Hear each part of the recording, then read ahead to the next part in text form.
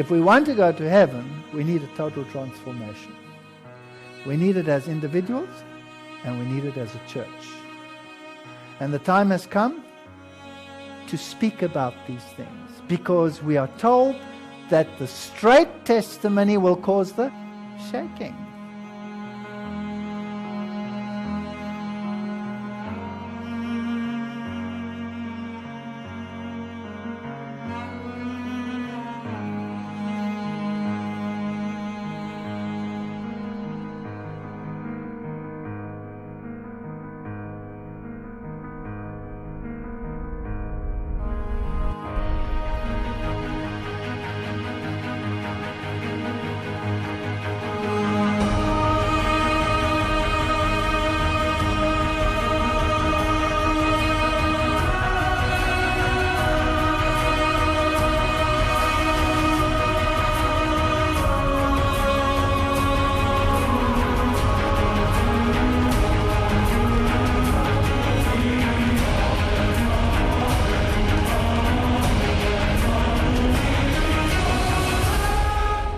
We will have to have a total transformation.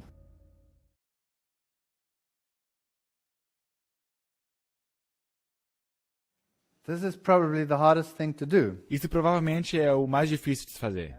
Sou eu o guardador do meu irmão. Nosso verso bíblico geral.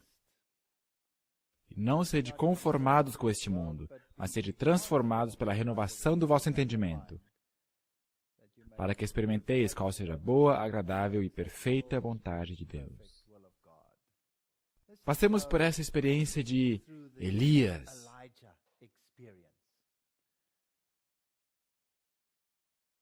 Elias, o tesbita, disse a Acabe: tão certo como vive o Senhor, Deus de Israel, perante cuja face estou, nem orvalho nem chuva haverá nestes anos, segundo a minha palavra. Então ele escreve: entre as montanhas de Gileade, ao oriente do Jordão, habitava nos dias de Acabe um homem de fé e oração. Agora, lembre-se que ele é um tipo. Existe um Elias antitípico, não é verdade? Portanto, isso nos já dá uma ideia. Isso, ele não era parte da sociedade em geral. Ele era separado. Morava entre as montanhas de Gileade, ao oriente do Jordão. Um homem de fé e oração, com um ministério destemeroso, sem medo. Estava destinado a deter a rápida disseminação da apostasia em Israel. Bonito trabalho, hein? Não. Não é o mais agradável dos trabalhos. Distanciado de qualquer cidade de renome, não ocupando nenhuma alta posição na vida. Elias, o tesbita, não obstante, entregou-se à sua missão, confiante no propósito de Deus de preparar diante dele o caminho e de dar-lhe abundante sucesso. A palavra de fé e poder estava em seus lábios, e é isso que todos nós temos que ser, porque nós todos somos Elias antitípicos. E toda a sua vida estava devotada à obra de reforma. Sua voz era de quem clama no deserto para repreender o pecado e fazer refluir a maré do mal. Conquanto viesse ao povo como reprovador do pecado, sua mensagem oferecia o bálsamo de Gileade. Ele vivia lá, entre as montanhas de Gileade. A toda alma enferma do pecado que desejasse ser curada. Esta provavelmente é a descrição mais bonita que eu já li dos deveres do Elias do tempo do fim. É assim que nós temos que ser. É a isso que temos que nos apegar. E não é o melhor trabalho que se possa imaginar. Gênesis 4, verso 9. E disse o Senhor a Caim: onde está Abel, teu irmão? Ele disse: não sei, sou eu o guardador do meu irmão? O que isso significa? A palavra ali é chamar. Chamar. Uma raiz primitiva provavelmente vem de cercar, como que com espinhos, ou seja, guardar, proteger, atender, acautelar-se, estar circunspecto, dar atenção, guardar, marcar, observar, guardar-se a si, preservar, observar, reservar, salvar, salvar-se, esperar, vigiar, ser vigia. Isso é pesado. Essa é uma grande descrição de trabalho. Guardar. Esta é uma descrição de trabalho poderosa. Sou eu o guardador do meu irmão? Bem, a igreja é um corpo. Na segunda epístola aos Coríntios, escrevendo aos cristãos gentios, Paulo diz o seguinte: E que consenso tem o templo de Deus com os ídolos? Porque vós sois o templo do Deus vivente. Como Deus disse, neles habitarei e entre eles andarei, e eu serei o seu Deus e eles serão o meu povo. Portanto, esta igreja é o templo do Deus vivente. Não é um templo de pedra, é um templo de pessoas. Efésios 2, 13 a 22. Mas agora em Cristo Jesus, vós que antes estáveis longe, já pelo sangue de Cristo chegastes perto. Porque Ele é a nossa paz, o qual de ambos os povos fez um. E derrubando a parede de separação que estava no meio, na sua carne desfez a inimizade, isto é, a lei dos mandamentos, que consistia em ordenanças para criar em si mesmo dos dois um novo homem, fazendo a paz.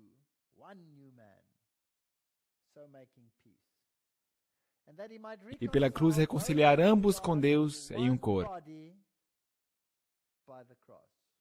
O corpo de Cristo. Matando com ela as inimizades. E vindo, ele evangelizou paz a vós que estáveis longe e aos que estavam perto. Todo mundo, aqueles que estavam distantes, aqueles que estavam perto, são chamados a participarem deste um corpo. Corpo de Cristo. Ele morreu por eles. Porque por ele ambos temos acesso ao Pai em um mesmo Espírito. Portanto, aqui temos um conglomerado de pessoas. Não há grego, não há judeu, um só povo, participando desse corpo. Assim que já não sois mais estrangeiros, nem forasteiros, mas concidadãos dos santos e da família de Deus. Edificando sobre o fundamento dos apóstolos e dos profetas, de que Jesus Cristo é a principal pedra de esquina, no qual todo edifício, bem ajustado, cresce para templo santo no Senhor.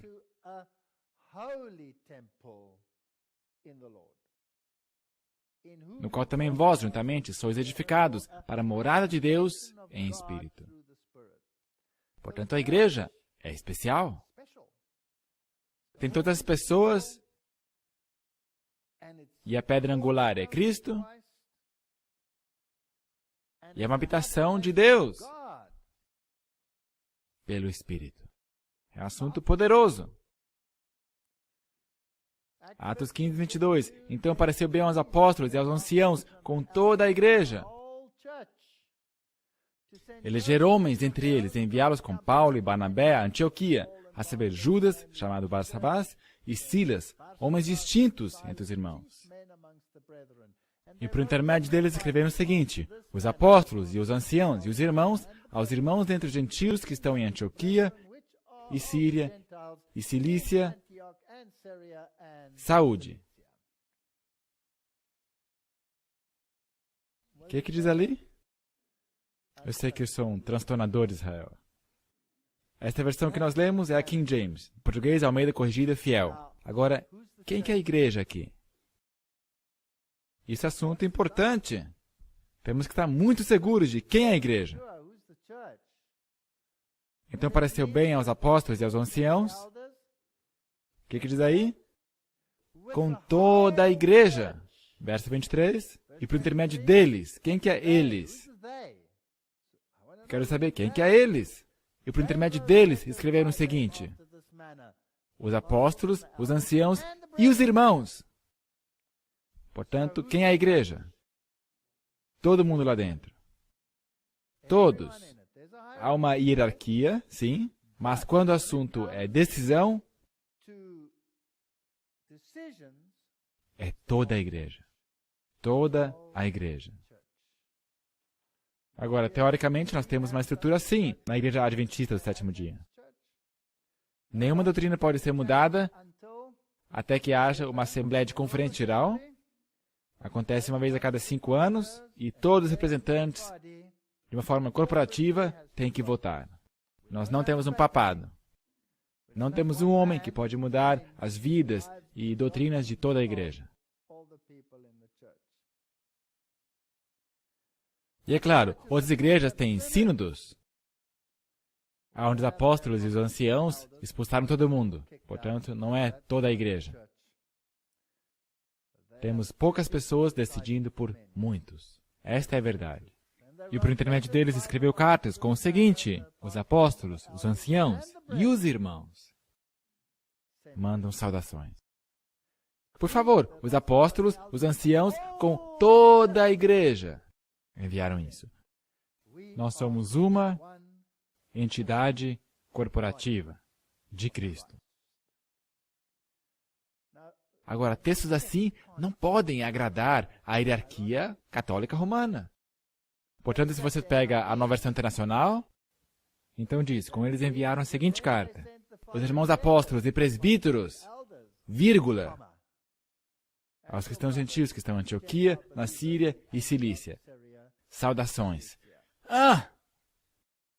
Então eles separaram aqui uma elite, uma nata da eclésia, que estão acima dos irmãos. Se você vai à versão em inglês Good News Bible, enviaram a seguinte carta através dele. Já era. Tudo isso aí foi embora. Portanto, você vai de uma igreja inteira a alguns líderes e o resto não é nada e você chega a absolutamente nada. Bom, no que toca a mim, pessoalmente, eu gosto do texto recebido. E eu creio que a estrutura de Deus está baseada nisso. Agora, esta igreja, que consiste de apóstolos, anciãos e toda a igreja, é um povo peculiar. São um povo especial. São um povo santo. São um povo estranho. São esquisitos. Você tem que concordar com isso. São esquisitos, não é verdade? São apartados. Deuteronômio 14, 2. Porque és povo santo ao Senhor teu Deus. E o Senhor te escolheu de todos os povos que há sobre a face da terra para lhe seres o seu povo peculiar. Eu penso que é coincidência que no inglês a palavra peculiar tem essa dupla conotação. Mas cai como luva, não é? E o Senhor te escolheu de todos os povos que há sobre a face da terra para lhe seres seu povo peculiar, minha propriedade peculiar entre todos os povos. Como te prometeu, para guardares todos os seus mandamentos. É isso que nos faz peculiares. É isso que nos faz esquisitos, estranhos. Eu não sei como é que você consegue encaixar esse tijolo quadrado no buraco redondo ecumênico. Simplesmente não cabe. Agora, pois, se diligentemente ouvires a minha voz e guardares minha aliança, então sereis minha propriedade peculiar dentre todos os povos, porque toda a terra é minha. Aqui está um povo especial. Consiste de todas estas facções. Os muros de separação foram derribados e são um tesouro especial de Deus. Salmo 135, 4. Pois o Senhor escolheu para si Jacó, para a sua possessão. Aqui está esse esquisito grupinho sobre o planeta e eles são o seu povo especial. Tito 2,14, o qual assim mesmo se deu por nós, a fim de remir-nos de toda iniquidade e purificar para si mesmo um povo peculiar, zeloso de boas obras. uma geração eleita, um sacerdócio real, a nação santa, o povo peculiar. Por quê? Para que anuncieis as virtudes daquele que vos chamou das trevas para a sua maravilhosa luz. Não é essa uma graciosa descrição da igreja? Isso é como Deus a vê. Ele a vê, ele vê essa situação como poderia dizer, como a esposa de Abraão. Admirável. Os olhos de Faraó ficaram... Era tão bonita que chegava a doer. É assim que Faraó a viu. Não era perfeita. Ela não era totalmente honesta, mas era linda. Nós, como povo, temos que nos guardar diligentemente para que não suceda que esqueçamos as acusações do Senhor. Há muitos perigos que evitaremos se nos conservarmos um povo distinto do mundo. Separado do mundo. Nossos filhos são a herança do Senhor, a ser educada e disciplinada, e isto com toda fidelidade, a obedecer a Deus e guardar todas as palavras do Senhor, obedecendo seus mandamentos. Os pais são responsáveis perante Deus por guardar seus filhos estritamente no caminho da obediência a Deus. Aqui está esse grupo estranho, no volume 9 de Manuscript Releases. Vamos dar-lhe um nome. Os adventistas do sétimo dia foram escolhidos por Deus como um povo peculiar, separado do mundo. Com a grande talhadeira da verdade, ele os cortou da pedreira do mundo e os ligou a si. Portanto, quem é esse povo? São os adventistas do sétimo dia. Não porque eles são os bonzões, não porque eles sejam grandes, mas porque Deus é grande. Tornou-os representantes seus e os chamou para serem embaixadores seus na obra final de salvação. Essa mensagem é para a igreja. O maior tesouro da verdade já confiado a mortais, as mais solenes e terríveis advertências que Deus já enviou aos homens, foram confiadas a este povo, a fim de serem transmitidas ao mundo. Não é isto uma comissão incrível? Uau! E nós queremos esconder a nossa fé debaixo de um cesto e se dissolver, desaparecer numa solução química ecumênica? Será que isso faz algum sentido? E na realização dessa obra, nossas casas publicadoras se encontram entre os mais eficazes agentes. Literatura, literatura, espalhar literatura. E um DVD, um vídeo, é literatura, não é? Sim. Sim, é literatura. Está escrito em silicone. São pedras clamando. Não é verdade? E temos que ensinar doutrina pura. Em outra parte, ela diz: os que viram a verdade, sentiram sua importância e têm tido experiências nas coisas de Deus, devem ensinar aos filhos doutrina sã, não de faz de conta. Doutrina sã. Então, se você quer saber aonde encontrar a doutrina pura, a doutrina sã, você vai encontrá-la na Bíblia e você vai encontrá-la no Espírito de Profecia. Isso é doutrina sã. Devem torná-los familiarizados com as grandes colunas de nossa fé. As razões de sermos adventistas do sétimo dia. Eu falei desde o começo que não vou esconder nada. Eu sou um adventista do sétimo dia. Eu não sou qualquer cristão. Por que fomos chamados, como filhos de Israel, para sermos um povo peculiar, uma nação santa, separada e distinta de todos os outros povos da face da terra? Essas coisas devem ser explicadas às crianças em linguagem simples, fácil de compreender. Nós fazemos isso como igreja ainda? E ao ficarem mais velhas, as lições comunicadas devem ser apropriadas à sua crescente capacidade, até que os fundamentos da verdade tenham sido postos ampla e profundamente. Se nós tivéssemos feito isso continuamente, que potência essa igreja não seria? Uau!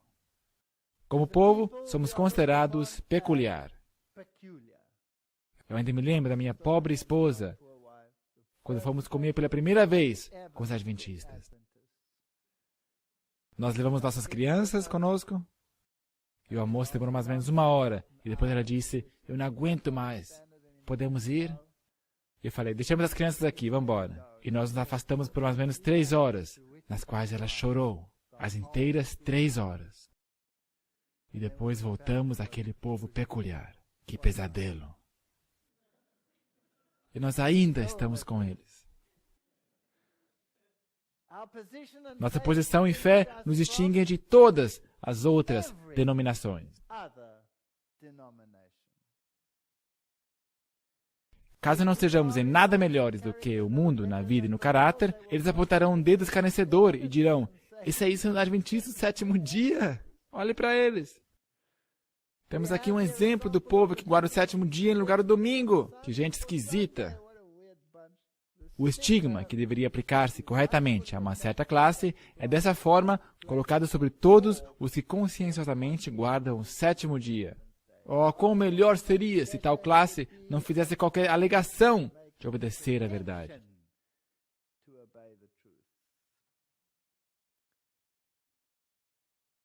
Essas são grandes citações, não são? Falando dos objetivos específicos para nossas publicações, nossa obra de publicações foi estabelecida por direção de Deus e sob a sua especial supervisão. Teve por desígnio o preenchimento de um propósito definido. Os adventistas do 7º dia foram escolhidos por Deus como um povo peculiar, separado do mundo. Com a grande talhadeira da verdade, e nós já lemos isso antes, o maior tesouro da verdade já confiado a mortais, as mais solenes e terríveis advertências que Deus já enviou aos homens, foram confiadas a esta igreja. As nossas casas publicadoras difundem isso hoje. Não, elas divulgam Rick Warren hoje em dia. É triste. Há na igreja muitos cujo coração pertence ao mundo. Quantos? Muitos. Mas Deus insiste com os que pretendem crer na verdade avançada a que se ergam acima da presente atitude das igrejas populares de hoje. Onde está a abnegação? Aonde está o ato de levar a cruz, que Cristo disse deveria caracterizar os seus seguidores? O motivo por que temos tido tão pouca influência sobre os parentes e amigos descrentes é havermos manifestado em nossas práticas pouca diferença decisiva das práticas do mundo. Nós gostamos delas.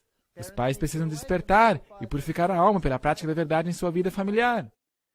Quando atingirmos a norma que o Senhor deseja que atinjamos, eu amo essa citação. As pessoas mundanas considerarão os adventistas do 7º dia como extremistas esquisitos, singulares e austeros.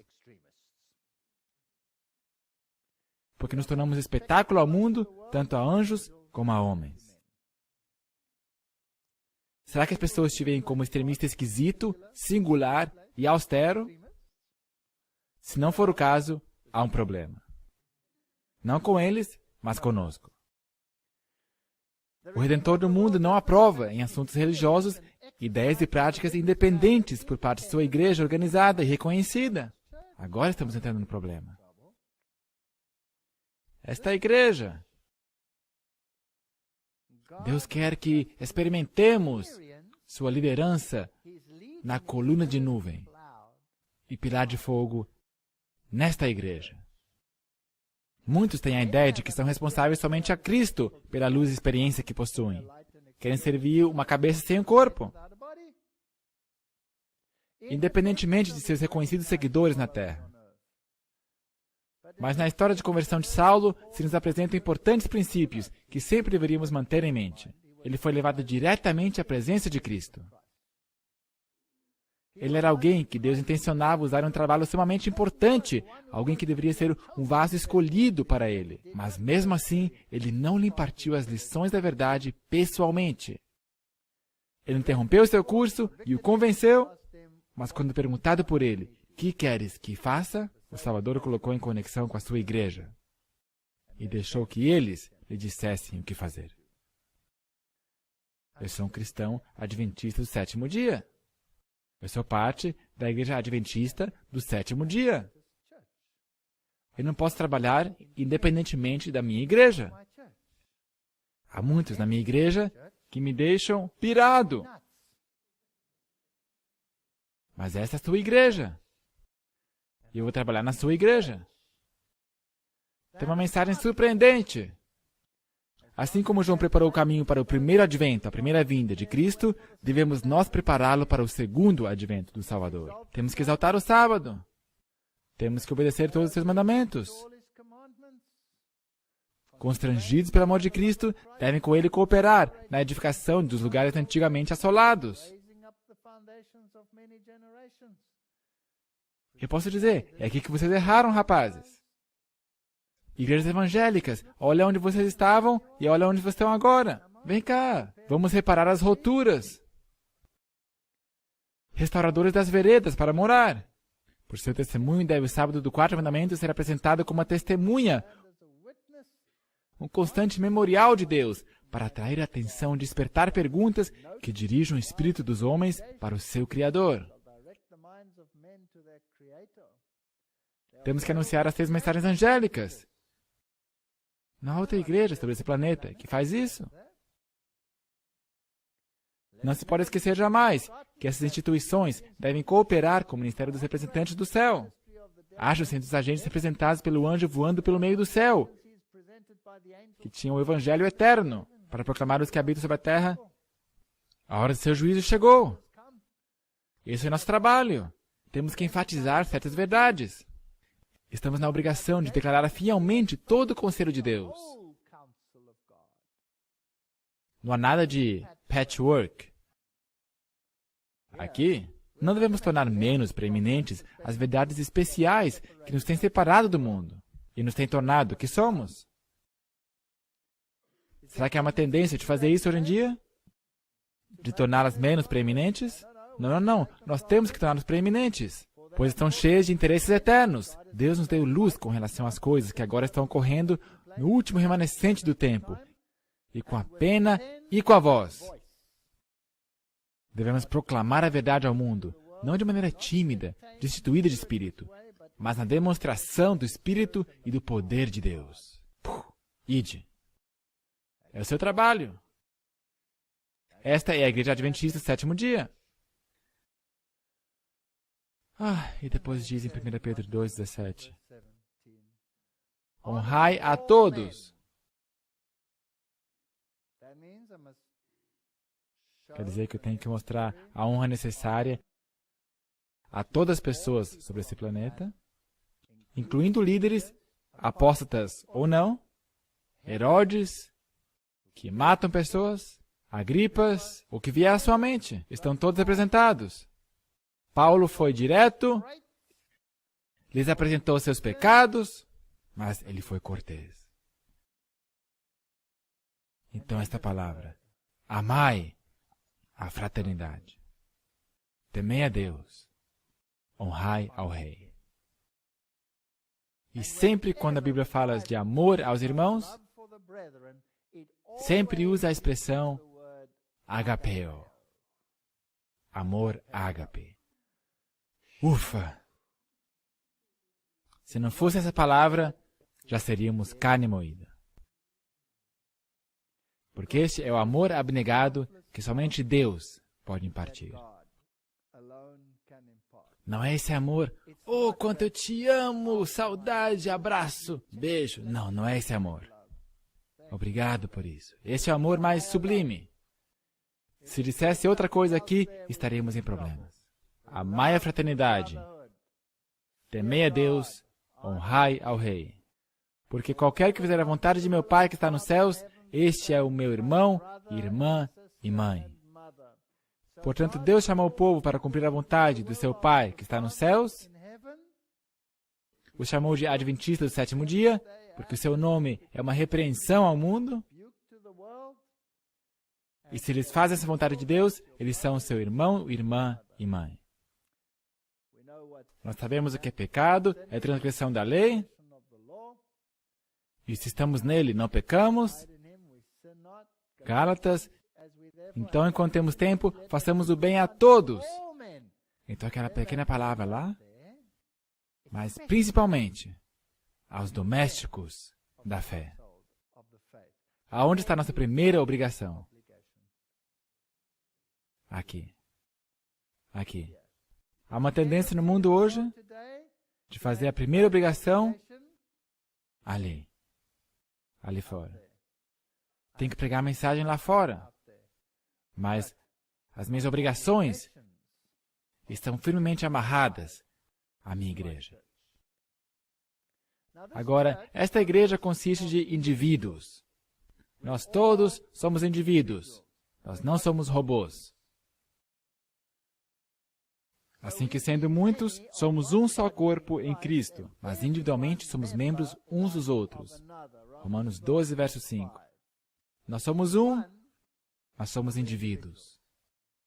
1 João 2, aquele que diz que está na luz e odeia seu irmão, até agora está nas trevas. Aquele que ama seu irmão está na luz, e nele não há escândalo. Mas aquele que odeia seu irmão está em trevas, e não sabe para onde deva ir, porque as trevas lhe cegaram os olhos. Tenho que amar esses irmãos. Isso é duro. Como disse antes, é fácil amar a verdade. É fácil amar a Jesus. É fácil ficar de pé pela verdade até eu morrer. Senhor, eu me entrego pela verdade. Mas amar os irmãos? Não posso ter outra coisa? Por favor. Qualquer coisa, menos isso. Os irmãos. Os irmãos. Ame os irmãos. 1 João 3. Nisso são manifestos os filhos de Deus e os filhos do diabo. Qualquer que não pratica a justiça e não ama seu irmão, não é de Deus. Uau, isso aí tem que ser importante. Esta é a prova de fogo. Ame os irmãos. Porque essa é a mensagem que eu vi desde o princípio, que nos amemos uns aos outros. Não como Caim, que era do maligno e matou seu irmão. E por que o matou? Porque as suas obras eram más e as de seu irmão justas. Tem sido assim todo o tempo. Meus irmãos, não vos maravilheis se o mundo vos odeia. Nós sabemos que passamos da morte para a vida, porque amamos os irmãos. Quem não ama seu irmão, permanece na morte. Esta é uma história de vida e morte. Isso não é qualquer coisa. Isto é coisa séria. Você me ama? Diz Jesus. Você me ama de verdade? Sim, Senhor. Então, vamos ver. Ele me coloca junto com os irmãos.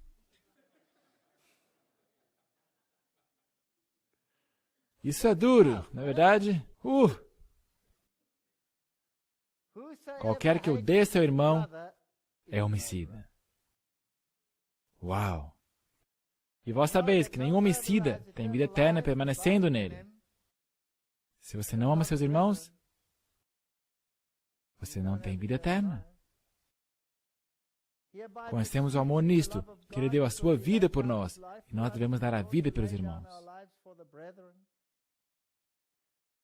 Quem, pois, tiver bens no mundo, e vendo seu irmão necessitado, e lhe cerrar a sua mão de misericórdia, como estará nele o amor de Deus?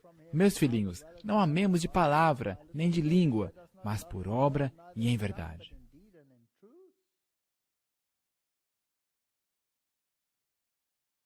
João 4, 20 a 21. Se alguém diz, eu amo a Deus e odeia seu irmão, é mentiroso. Pois quem não ama seu irmão, o qual viu, como pode amar a Deus, a quem não viu? E dele temos este mandamento, que quem ama a Deus, ame também a seu irmão. Esta é a prova de fogo da verdadeira natureza de nossa relação com Cristo.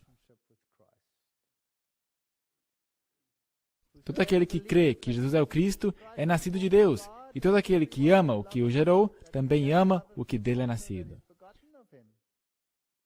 Nisto conhecemos que amamos os filhos de Deus, quando amamos a Deus e guardamos os seus mandamentos.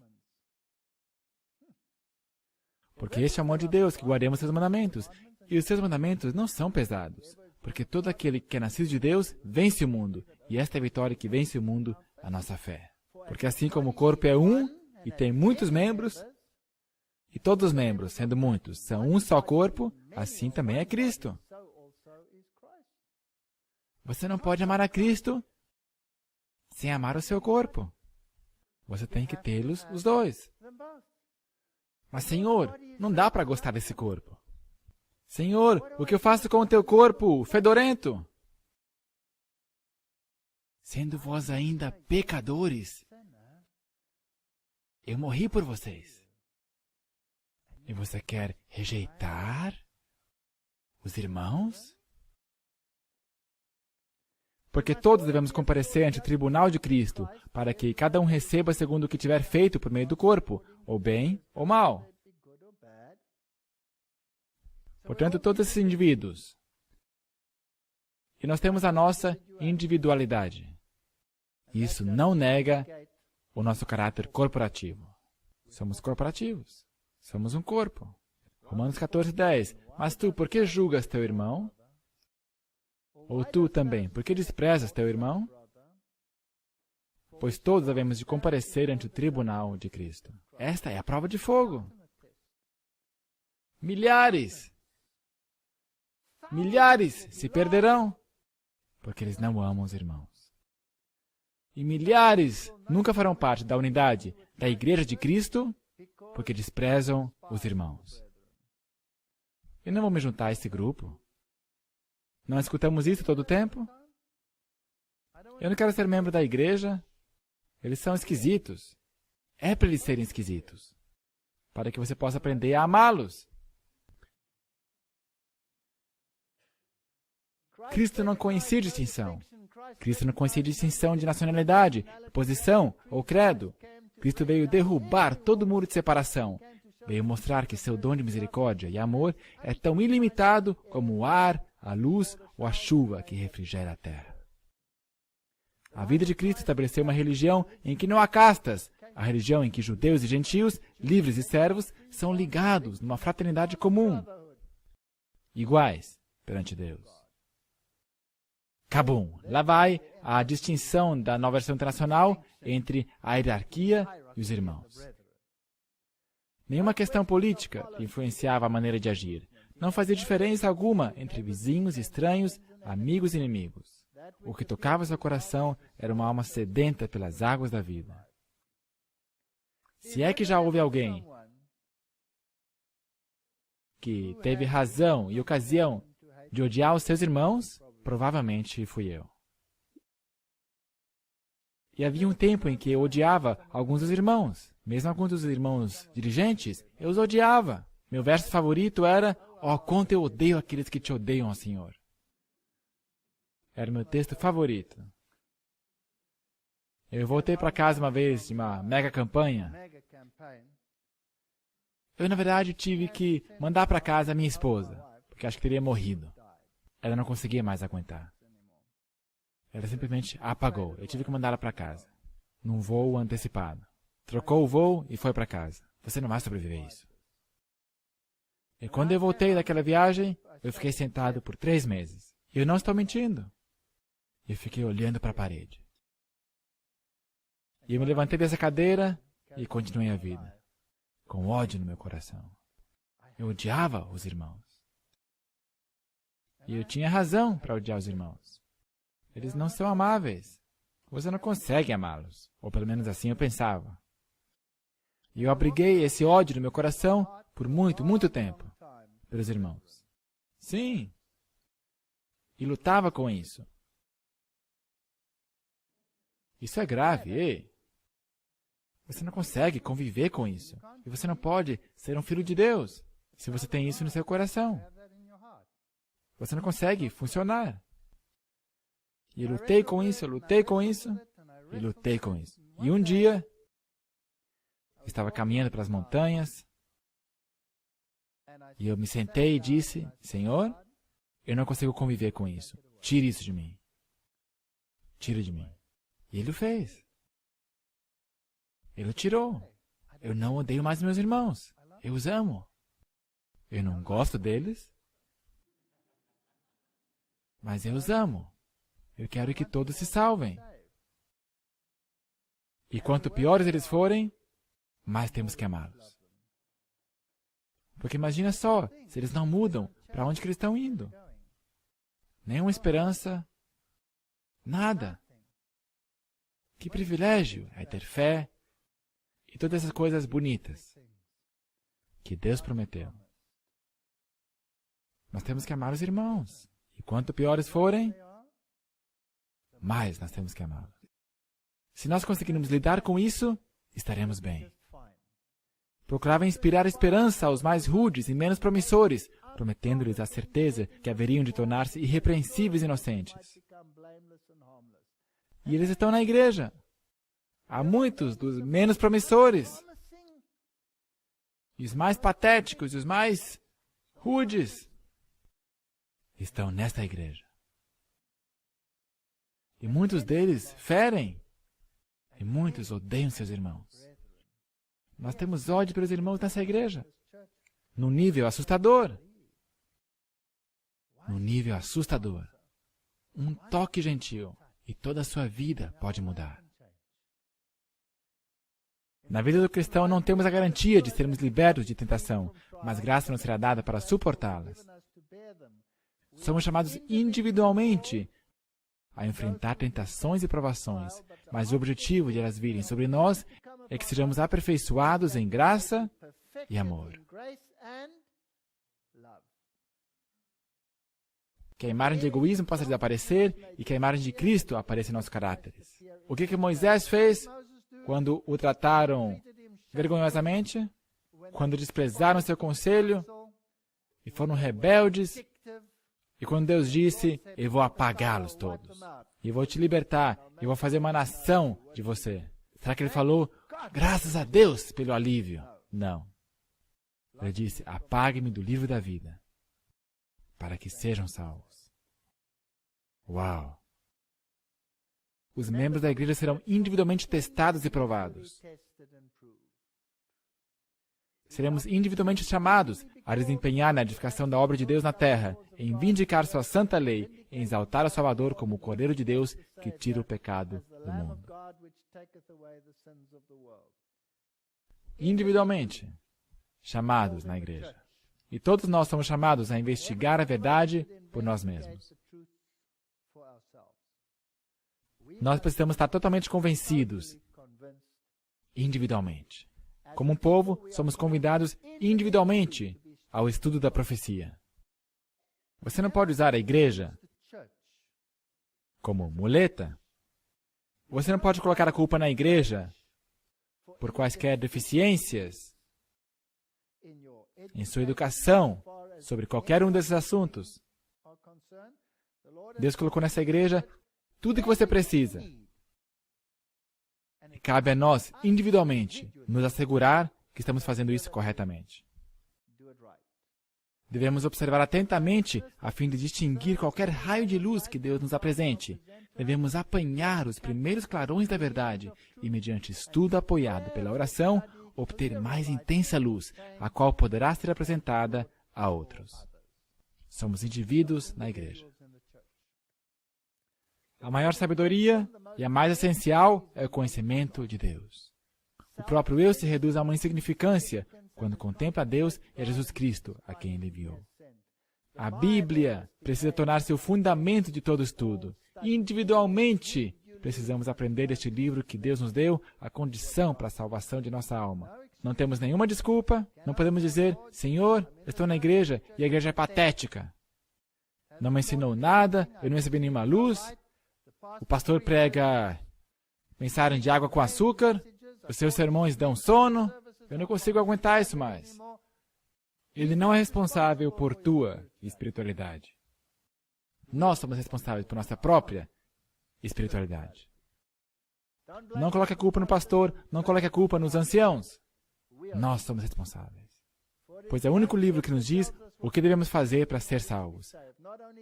Não somente isto, mas dela também se pode obter vigor intelectual. Os muitos livros que se imagina serem abrangidos pela educação são desorientadores, um engano e uma ilusão. O que tem a palha com o trigo? Satanás está agora incitando a mente dos homens para fornecer ao mundo literatura de natureza inferior e superficial. Eu entro nesses lares adventistas e todos esses lixos lá, eles estão lendo isso. Eles vão aceitar qualquer coisa, conquanto não seja do espírito de profecia. Você já percebeu isso? Quando o assunto é saúde, eles leem de tudo. Se alguém se levanta no acampal, como aconteceu na África recentemente, pessoas conhecidas se levantando dizendo, você tem que comer isso ou aquilo para ter saúde e vida. Todo mundo deixa seu estilo de vida saudável e vai por esse caminho. De onde que eles tiraram isso? Por que pular quando alguém diz pula? Leia por você mesmo o que diz o espírito de profecia. Nós não teríamos que errar. Nós não podemos culpar a igreja por nossa condição. Depois de ler esses livros, a mente vive num mundo irreal e a vida, tanto quanto se refere à utilidade, é tão estéril como uma árvore infrutífera. O cérebro é intoxicado, tornando impossível a compreensão das realidades eternas.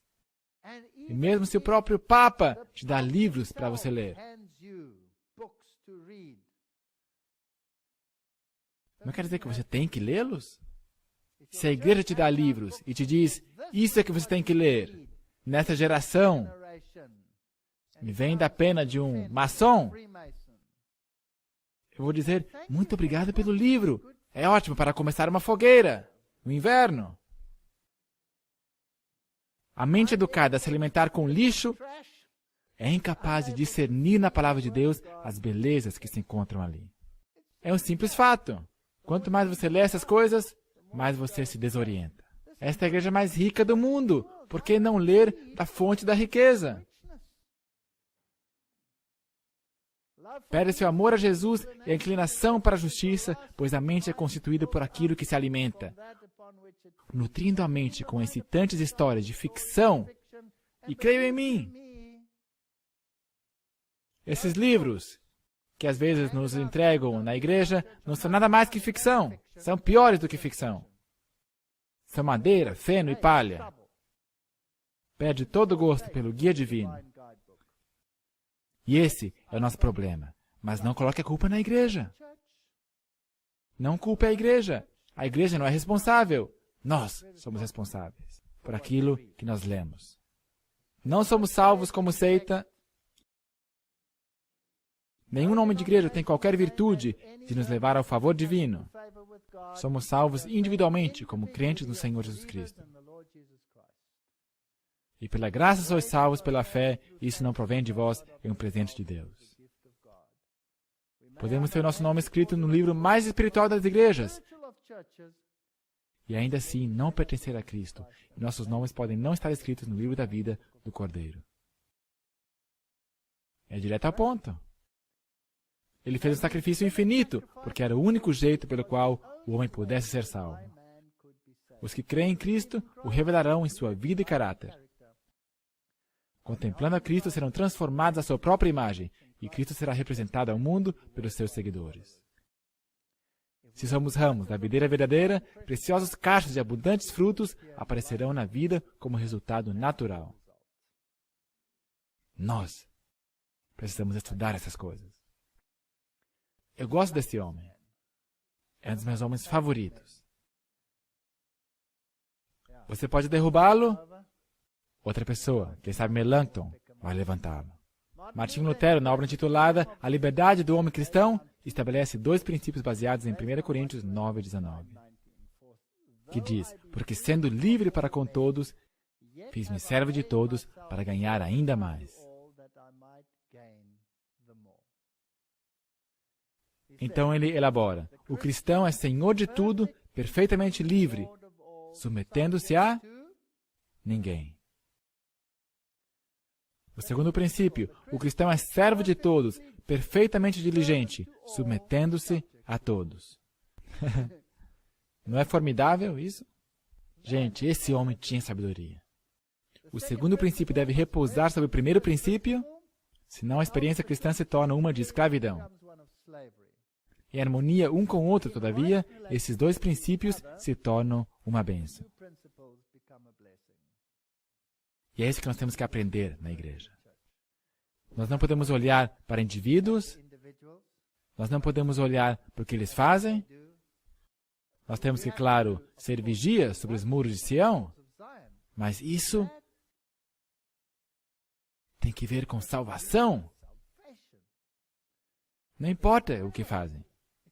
Nós temos que chegar a esse ponto, ou senão nós vamos enlouquecer. A obra confiada a nós pelo Senhor somente avançará rapidamente quando trabalharmos em unidade.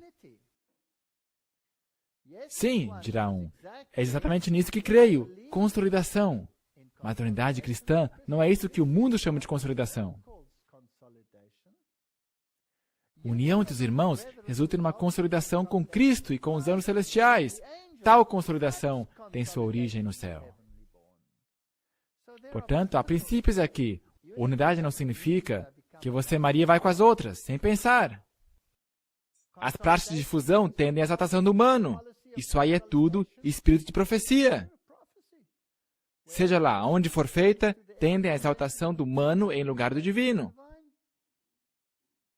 Portanto, se você está no movimento ecumênico, isso aí é humano. Você o sacrificará por amor à verdade, não é mesmo? Você vai ter que fazer isso. Aqueles que têm responsabilidade sobre diferentes instituições olham para a autoridade central em busca de orientação e apoio. Não faz sentido. Assim, o senso de responsabilidade pessoal fica enfraquecido, perdendo o que há de mais elevado e precioso de toda a experiência humana, a constante dependência de Deus. Se nós constantemente nos perguntamos, mas o que é que diz ele? Mas o que é que dizem eles? Nós não vamos conseguir fazer nada.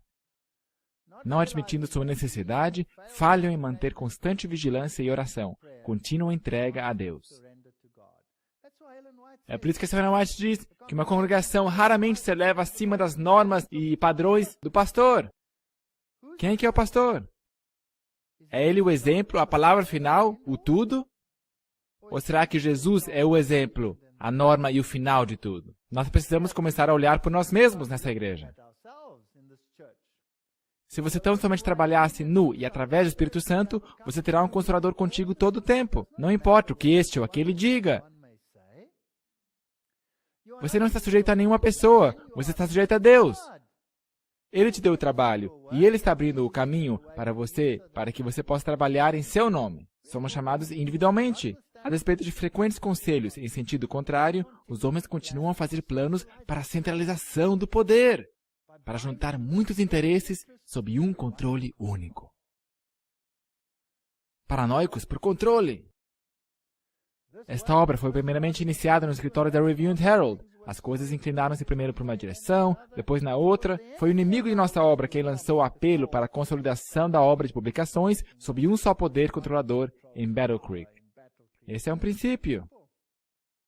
Os apóstolos, os anciãos e os irmãos. Ganhou então simpatizantes a ideia de que a obra médico-missionária teria grande avanço se todas as nossas instituições médicas e outras atividades médico-missionárias fossem reunidas sob o controle da Associação Médico-Missionária de Battle Creek.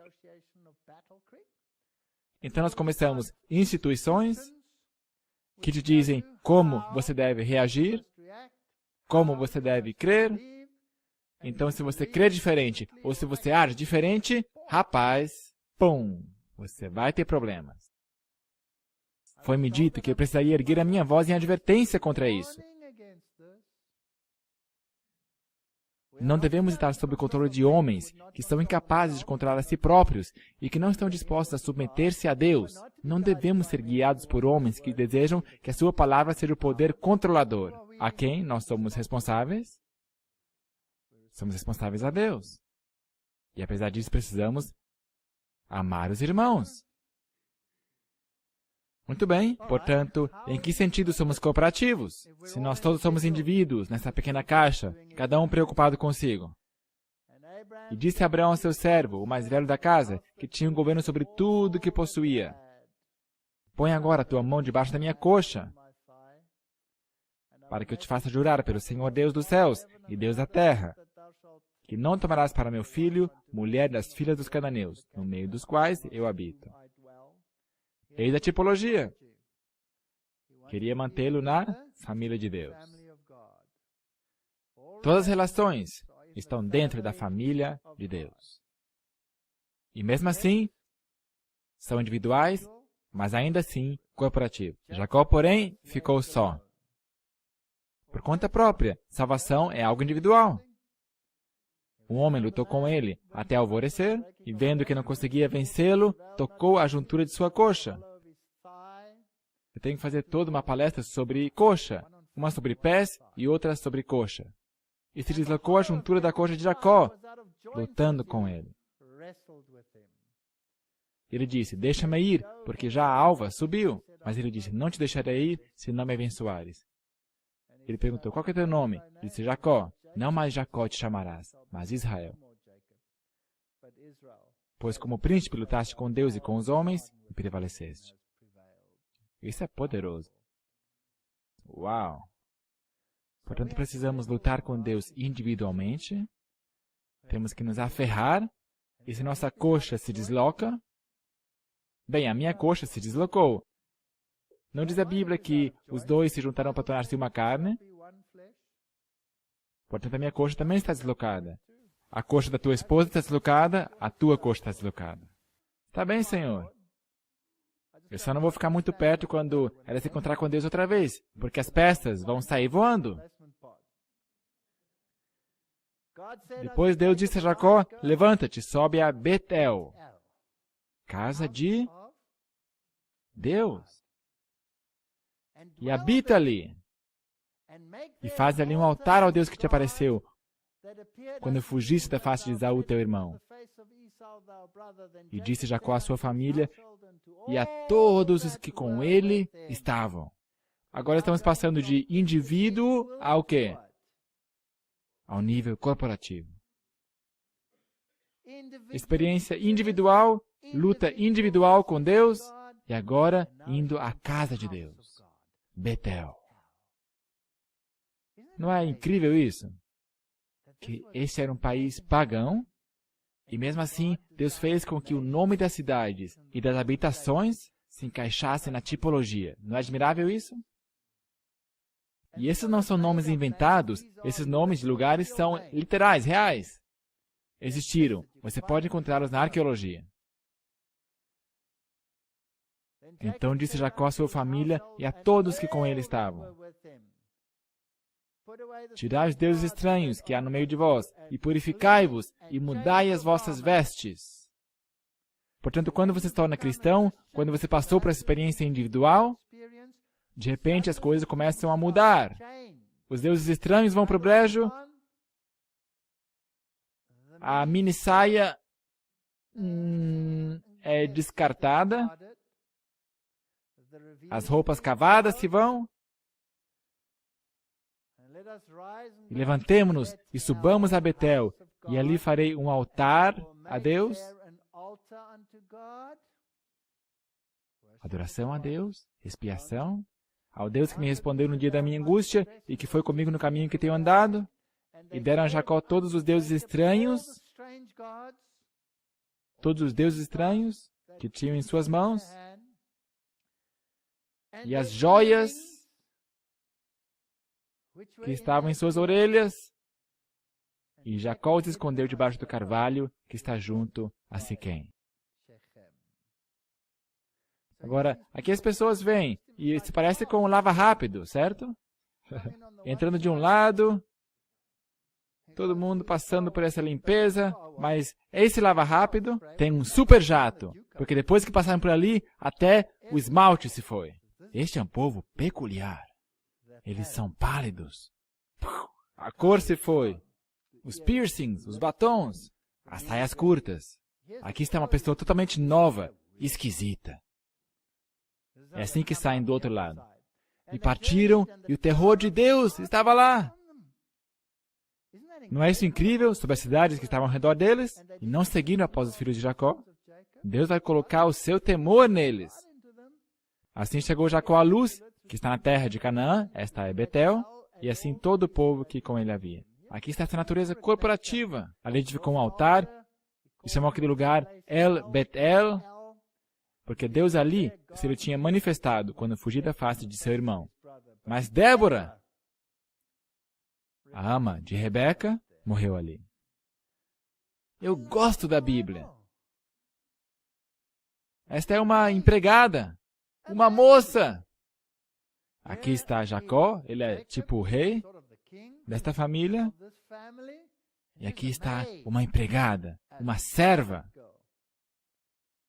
E foi sepultada ao pé de Betel, debaixo do carvalho, cujo nome chamou Alon Bacute. E apareceu Deus outra vez a Jacó, vindo de Padarã, e abençoou-o. E disse-lhe Deus, o teu nome é Jacó, não te chamarás mais Jacó, mas Israel será o teu nome. E chamou-lhe Israel. Portanto, mudou de um enganador a alguém que lutou com Deus. Incrível. E do mais alto ao mais baixo, estão como que amalgamados em uma família. Ali enterraram Débora. O que significa este Alon Bacute? Significa carvalho do choro. Então, o que os filhos de Deus fazem por uma empregada? Choraram por dias quando essa pessoa morreu. Eu gosto do comentário de Wesley. Ele escreve, ali ele enterrou a Débora, a enfermeira de Rebeca. Temos motivos para crer que Jacó, depois que ele chegou a Canaã, enquanto sua família morava perto de Siquém, foi em pessoa visitar seu pai Isaque em Hebrom.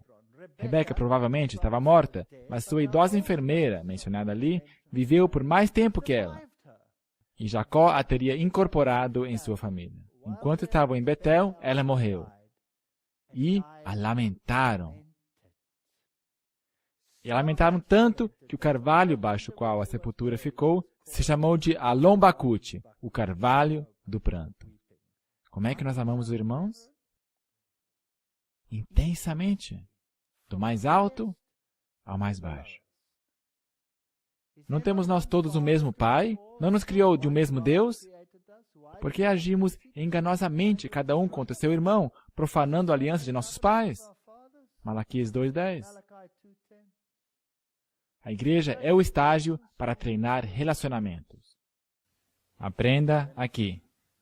Se ninguém que não esteja disposto a renunciar o eu está pronto para o céu, então como que lidaremos com as nossas diferenças? Como chegaremos ao ponto onde estaremos dispostos a dar a vida para os nossos irmãos? Isso é duro. Mas eu digo que cada um que fica bravo com o seu irmão, sem motivo, exceto, é claro, que você tenha uma nova tradução.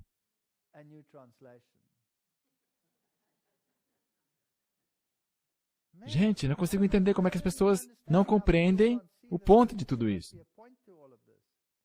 Se as traduções modernas estão corretas, falando sério agora, se as traduções modernas estão corretas, então todo mundo está condenado ao fogo do inferno.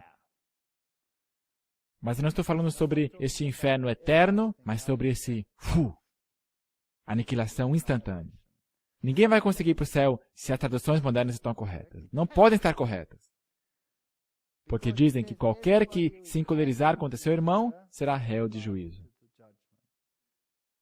Gente, todo mundo vai ficar bravo com seu irmão em algum momento em sua vida. Mas a Bíblia diz sem motivo. E qualquer que disser a seu irmão raca, ou seja, tolo, será réu do sinédrio. E qualquer que disser louco, será réu do fogo do inferno. Isso aí é pesado. Portanto, se trouxeres a tua oferta ao altar, e aí te lembrares que teu irmão tem alguma coisa contra ti, então vai, deixa ali adiante tua oferta, e vai reconciliar-te primeiro com teu irmão. E depois vem e apresenta a tua oferta. Faça o que você puder. Se ele não aceitar e te disser, vá embora, então não é mais teu problema. Não é teu problema. Mas tu, por que julgas teu irmão? Ou tu também, por que desprezas teu irmão? Mas, Senhor, olha o que ele está fazendo, ele é apóstata. Olha o que está fazendo, eu desprezo. É nojento. Com licença, como é que você sabe que ele não vai se arrepender disso? Você poderá ter que viver com ele para sempre. Então, se você o rejeita aqui, vai ter que rejeitar ele lá no céu também. Pois todos haveremos de comparecer perante o tribunal de Cristo. Esse negócio é do Senhor, não é meu negócio. Nós temos que corrigir nossas atitudes na igreja. Assim que não julguemos mais uns aos outros, antes seja o vosso propósito não pôr tropeço ou escândalo ao irmão. Romanos 14:13. A Bíblia está cheia disso aí. E por que você repara o cisco que está no olho do teu irmão e não vês a trave que está no teu olho? Eu acho que eu tenho ciscos suficientes no meu olho para me manter ocupado para sempre. Ou como dirás a teu irmão, deixa-me tirar o cisco do teu olho, estando uma trave no teu. Hipócrita, tira primeiro a trave no teu olho, e então cuidarás de tirar o cisco do olho do teu irmão. Ora, se teu irmão pecar contra ti, vai e repreende-o entre ti e ele só. E se te ouvir, ganhaste o teu irmão. E se ele não te ouve, então é dureza. Olhai por vós mesmos. Se teu irmão pecar contra ti, repreende-o. E se ele se arrepender, perdoa-lhe. Quantas vezes eu devo lhe perdoar? Então Pedro, aproximando-se dele, perguntou, Senhor, até quantas vezes vou perdoar meu irmão? Acho que ele também tinha problema com seus irmãos. Até 7 vezes? Vai sonhando. E Jesus lhe disse, não te digo até 7 vezes, mas até 70 vezes 7. Ok, 490 vezes eu vou perdoar meu irmão. Não. Até se fechar a porta da graça. Porque 490, as 70 semanas, era o prazo que tinha o povo de Israel como nação.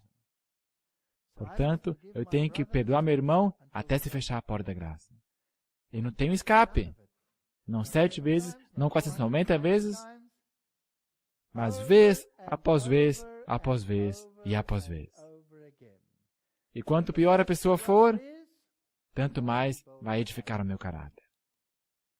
Não, respondeu Jesus, você não deve perdoar 7 vezes, mas 77 vezes. Nova tradução da linguagem de hoje.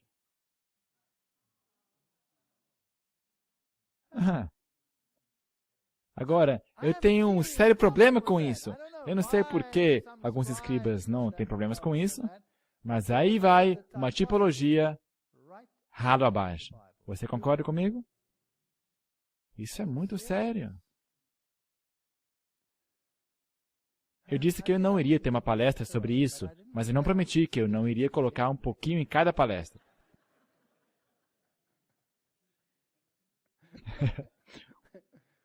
Os irmãos têm que me suportar também.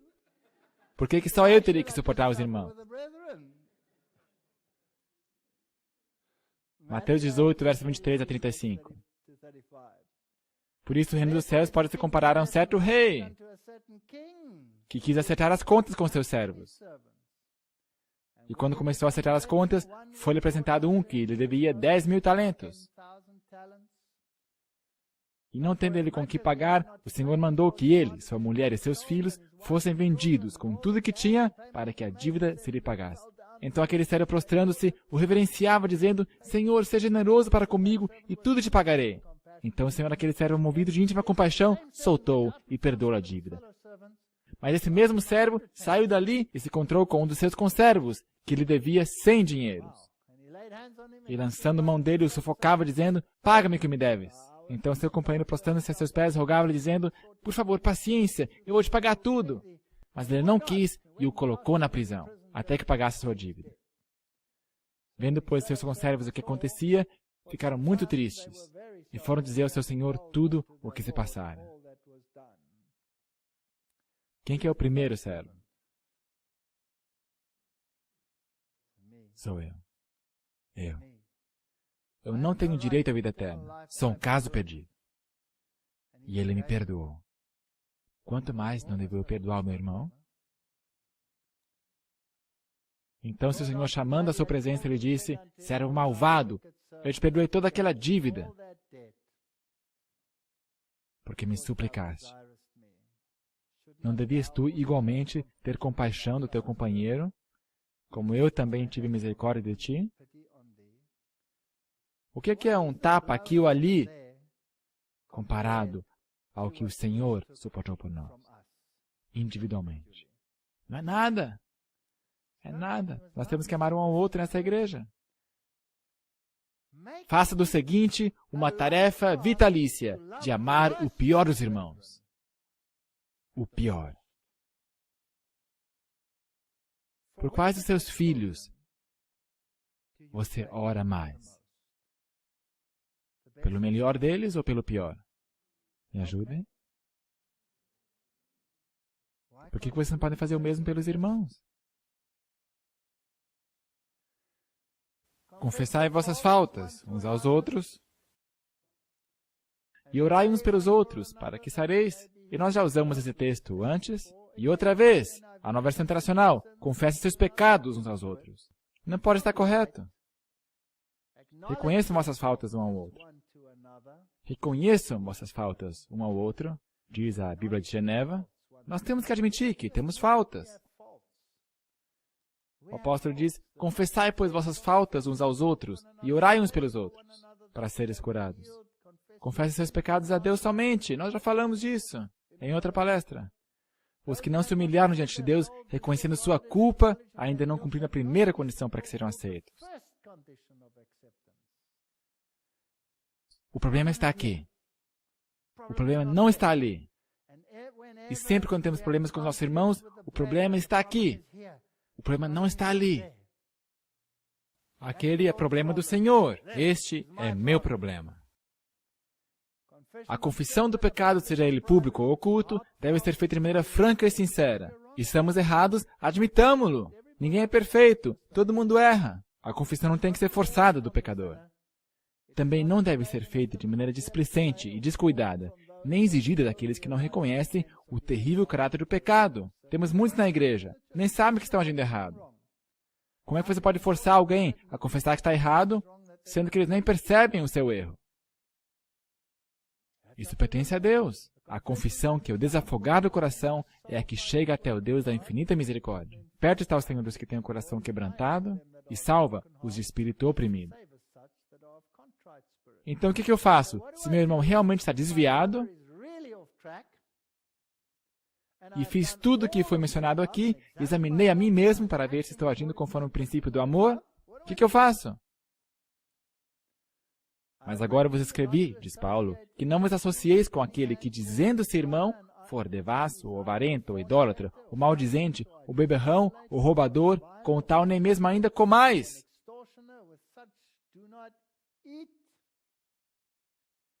Mandamo-vos, porém, irmãos, em nome de nosso Senhor Jesus Cristo, que vos aparteis de todo irmão que anda desordenadamente. Eu não tenho que ser abraço, abraço, beijo, beijo, com o irmão que odeia tudo, que é justiça, mas eu tenho que amá-lo. Mas não o tenhas como inimigo. Você vê, é uma gracinha, Senhor. Ele sempre coloca ali. Não tenhas como inimigo, mas admoestai-o como irmão. Diga-lhe, olha, eu não concordo com isso que você está fazendo. Eu não gosto disso que você está fazendo. Irmãos, não fareis mal um dos outros. Quem fala mal de um irmão, julga seu irmão. Fala mal da lei e julga a lei. Se tu julgas a lei, já não és observador da lei, mas juiz.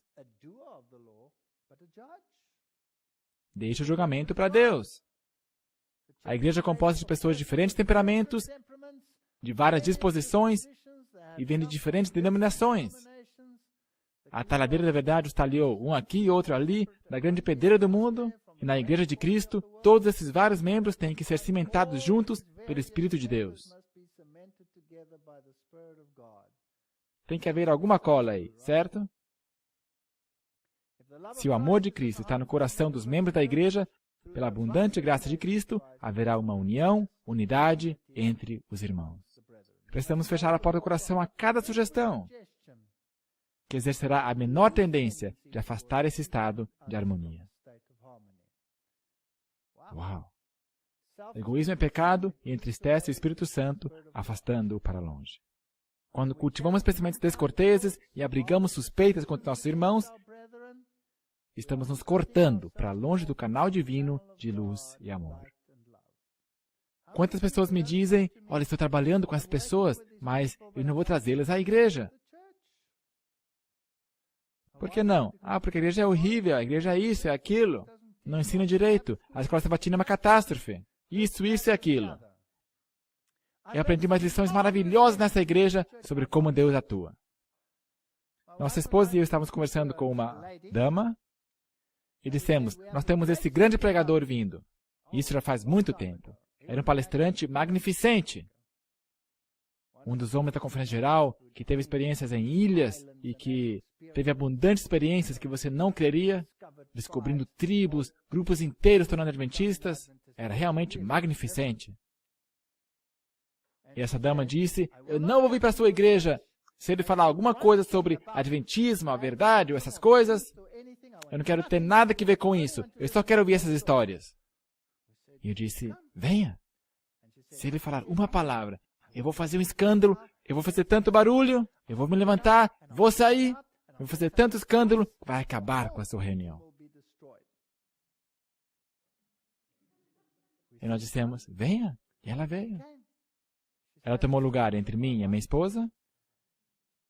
E esse homem estava palestrando, mostrando fotos e falando. Ele só falou sobre suas experiências, dos homens nas ilhas, isso e aquilo. Então, de repente, ele mudou e começou a falar sobre a igreja e sobre tudo isso. E meu coração afundou. E eu olhei para minha esposa, e já que essa dama estava entre nós dois, eu percebi que ela tinha adormecido. E esse homem palestrou por meia hora mais sobre o que ela não gostava de ouvir. Então ele voltou para o assunto original e ela estava 100% acordada. E depois da palestra, perguntamos, e aí, gostou? Ela disse, foi fantástico. E ela estava tão fascinada, nunca mencionou nada sobre aquilo. E ela se tornou uma amiga da igreja. Portanto, quem está com o controle desse pequeno episódio? Deus. Eu aprendi que Deus fecha ouvidos, fecha olhos para coisas que não deveriam ser vistas. E se essas coisas, às vezes, que você percebe, te lançam para fora da igreja, então o problema está ali. Deixe com Deus, Ele sabe o que está fazendo. Amai-vos cordialmente uns aos outros com amor fraternal, preferindo-vos em honra uns aos outros. Quanto, porém, ao amor fraternal, não necessitais de que você escreva, visto que vós mesmos estáis instruídos por Deus, que vos ameis uns aos outros. Permaneça o amor fraternal. Irmãos e irmãs, porventura surge em vosso coração a pergunta, sou eu o guardador do meu irmão? Se alegais ser filho de Deus, sois guardadores do vosso irmão. Sim, nós somos guardadores do nosso irmão. Se alegais ser filhos de Deus, sois guardadores do vosso irmão. O Senhor considera a igreja responsável pela alma daqueles para cuja salvação eles poderiam ser um instrumento. Nós somos os guardadores do nosso irmão. Uau! Isso inclui o pior deles, certo? O grande derramamento do Espírito de Deus, que ilumina toda a terra com sua glória, não virá enquanto não tivermos um povo iluminado que conheça por experiência própria o que significa ser colaboradores de Deus. Quando tivermos uma consagração plena de todo o coração ao serviço de Cristo, Deus reconhecerá esse fato derramando seu Espírito sem medida. Mas isso não acontecerá enquanto a maior parte da igreja não se transformar em co-obreiros de Deus. Deus não pode derramar seu Espírito quando o egoísmo e a condescendência própria são manifestos. Quando prevalece um espírito que, traduzido em palavras, exprimiria a resposta de Caim, sou eu o guardador do meu irmão? Uau, nós temos que mudar a nossa atitude. Amor fraternal. Há demasiada condescendência com a independência de espírito entre os mensageiros. Isso tem que ser colocado de lado. E cumpre que os servos de Deus se unam mais uns aos outros. Tem havido muito do espírito que indaga, sou eu o guardador do meu irmão? Disse o anjo, sim, você é a guardadora do seu irmão. Deve ter por seu irmão vigilante cuidado. Estar interessado em seu bem-estar. E nutrir para com ele um bondoso e amorável espírito.